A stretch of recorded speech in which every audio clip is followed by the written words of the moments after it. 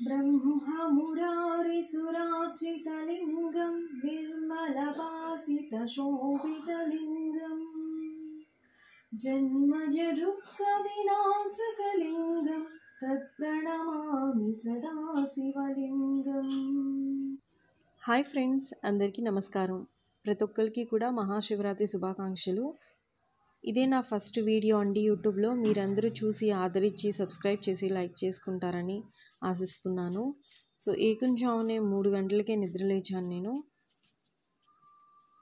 ఇంటి ముందు చక్కగా శుభ్రం చేసుకొని, అలాగే తులసి కోటను కూడా చక్కగా నీళ్ళతో శుభ్రం చేసుకుంటున్నాను. నేను తులసి కోటకి ప్రతి మంగళవారం మరియు శుక్రవారం చక్కగా కడిగి పసుపు కుంకుమలతో అలంకరించుకుంటూ ఉంటానండి. ఇలాంటి పర్వదినాల్లో కూడా అలంకరించుకుంటూ ఉంటాను. ఇక్కడ ఒక చిన్న అందమైన ముగ్గుని నేను వేసి చూపిస్తున్నానండి.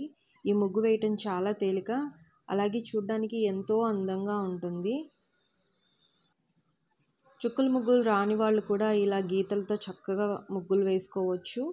నాకు పర్సనల్గా ఇలా గీతల ముగ్గులే చాలా ఇష్టం అండి. చుక్కలతో వేయాలంటే కొంచెం కష్టంగా అనిపిస్తుంది. మీరు ఇంకా ఇలాంటి గీతల ముగ్గులు ఎక్కువగా చూడాలి అనుకుంటే కింద కామెంట్ చేయండి. నేను ఇంకా చూపించడానికి ట్రై చేస్తాను మీకు. ఈ ముగ్గు వేస్తూనే మీకు ఒక చిన్న స్టోరీ చెప్పాలనుకుంటున్నానండి. అసలు మహాశివరాత్రి ఎందుకు చేసుకుంటారు అని డౌట్ వచ్చి నేను గూగుల్లో సెర్చ్ చేస్తుంటే నాకు ఒక స్టోరీ దొరికింది. ఒకరోజు బ్రహ్మ మరియు విష్ణువులు నేను గొప్ప అంటే నేను గొప్ప అని ఒకరితో ఒకరు గొడవపడుతుండగా మహాశివుడు దానిని గమనిస్తుంటాడు. అయితే గొడవ ఏమాత్రం తగ్గించకుండా ఇంకా ఎక్కువ అవుతున్న కారణం చేత మహాశివుడు తనకు తాను ఒక జ్యోతిర్లింగంగా మారిపోతాడు.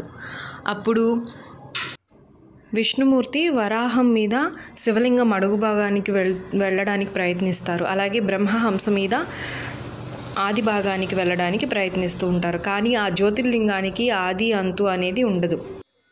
విష్ణుమూర్తికి బ్రహ్మదేవుడికి ఇది అర్థం కాక వారిద్దరూ కలిసి శివుడి దగ్గరికి వెళ్తారు.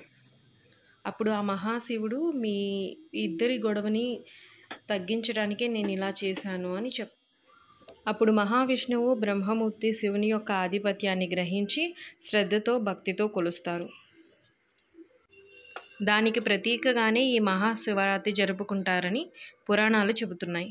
అంతేకాకుండా ఆ మహాశివుడు ఈరోజు మహాశివరాత్రి అర్ధరాత్రి బోళాశంకరుడై నాట్యం చేసి సంతోషిస్తాడు అని చెప్తారు. ఇది నేను తెలుసుకున్న స్టోరీ అండి. మీకు కూడా ఇలాగే ఏదన్నా కథ తెలిస్తే కింద కామెంట్లో కామెంట్ చేయండి. ఎప్పుడైనా మనం పంచోపచార పూజ కానీ షోడశోపచార పూజ కానీ చేసేటప్పుడు ఎప్పుడు అందరికీ తెలిసిందే, ఫస్ట్ వినాయకుడికైతే మనం దీపధూప నైవేద్యాలతో ఆయనకి హారతి ఇచ్చినాక తర్వాతే మనం ఎవరి పూజ అయినా మొదలు పెడతాము. అలాగే నేను ఇక్కడ గణపతికి అన్నీ సమర్పించి నీరాజనం కూడా ఇచ్చినాక నేను శివ పూజ స్టార్ట్ చేస్తున్నాను. నా దగ్గర శివలింగం లేదండి. శివలింగం ఇంట్లో ఉంటే రోజు అభిషేకం చేయాలి అని అంటారు కదా. సో అది నాకు కుదరదు. నాకు చిన్న పాప ఉంది. సో అందుకని నేను ఇక్కడ శివుడి విగ్రహం తెచ్చుకున్నాను తిరుపతి నుంచి. ఆ విగ్రహానికే నేను పూజ చేస్తున్నాను. ఆ విగ్రహానికే నేను అభిషేకం చేసుకుంటాను. నేను లక్ష్మీదేవి పూజ కానీ వెంకటేశ్వర స్వామి పూజ కానీ ఏ దేవతల పూజ చేసినా సరే నేను విగ్రహాలు నా దగ్గర ఉన్నాయండి కొన్ని. సో వాటికే నేను అభిషేకం చేసుకుంటాను. తర్వాత అష్టోత్తరం చదువుకుంటూ ఉంటాను. ఇక్కడ శివయ్య మా ఇంటి దేవుడు. ఇక్కడ శివుడికి అభిషేకం చేసుకొని గంధం సమర్పించి పుష్పం సమర్పించి నీరాజనం సమర్పిస్తున్నాను. మహాశివరాత్రి రోజు ముఖ్యంగా 2 పనులు చేస్తారండి. ఒకటి ఉపవాసం, రెండోది జాగారం. అది అందరికీ తెలిసిందే. సో వీలైన వాళ్ళు ఉపవాసం చేయగలిగిన వాళ్ళు, జాగారం చేయగలిగిన వాళ్ళు చేసుకోవచ్చు. ఒకవేళ అలా కుదరలేదు అని అనుకున్నా సరే మనస్ఫూర్తిగా దేవుడికి స్మరించి పూజ చేసుకొని ఒక దండం పెట్టుకున్నా సరిపోతుంది. ప్రతి ఒక్కళ్ళు ఇలాగే చేయాలి అని ఏం లేదండి. మన స్తోమతకు తగ్గట్టుగా మనం చేసుకోవచ్చు. ఇక్కడ నాకున్న వాటిల్లో నేను వీలైనంత వరకు మనస్ఫూర్తిగా మనసుకి ఆనందాన్ని ఇచ్చేటట్టు అందంగా అలంకరించుకొని పూజ చేసుకుంటున్నాను. ఎన్ని అలంకారాలు ఉన్నా మనస్ఫూర్తిగా మనం పూజ చేయలేనప్పుడు, ఒక నమస్కారం కూడా మనస్ఫూర్తిగా చేసుకోలేనప్పుడు ఆ పూజ దేనికి పనికిరాదు అని అంటారండి. వారంలో ఒకరోజు చేసినా, వారం మొత్తం చేసినా మనం మనసును లగ్నం చేసి పూజ చేయటం చాలా మంచిది.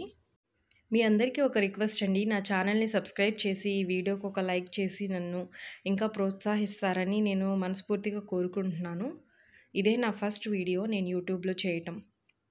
అందరికీ థ్యాంక్ యూ.